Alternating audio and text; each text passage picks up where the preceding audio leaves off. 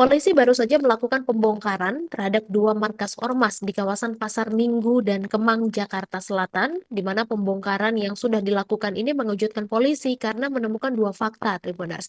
Jadi pembongkaran di dua lokasi markas ormas ini melibatkan petugas dari TNI dan juga Satpol PP Jakarta Selatan, kemudian Kanitreskmo Polres Metro Jakarta Selatan AKP Bima Sakti menjelaskan alasan pembongkaran markas itu karena dianggap sudah meresahkan masyarakat sekitar.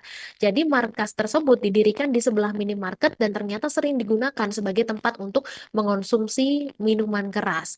Kemudian juga petugas gabungan ini merobohkan markas yang berada di Mampang Perapatan di mana markas ormas itu dibongkar karena menyalahi aturan berdiri di atas trotoar. Selain itu juga ditemukan barang berupa atribut serta barang peninggalan lainnya milik anggota ormas. Dan saat pembongkaran dilakukan ada dua temuan fakta mengejutkan yang diketahui oleh polisi, Tribuners. Jadi polisi menemukan ada sejumlah dokumen penting ketika membongkar markas ormas. Beberapa di antaranya yaitu proposal permintaan bantuan dan juga buku yang merangkum pemasukan dari ormas tersebut.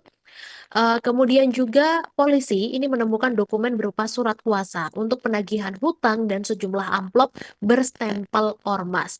Dan temuan lain yang tidak kalah penting adalah polisi juga menemukan senjata berbahaya di markas ormas tersebut, Tribuners. Jadi Bima juga menjelaskan kalau sejumlah senjata tajam yang diamankan itu saat ini sudah dibawa ke Polres Metro Jakarta Selatan.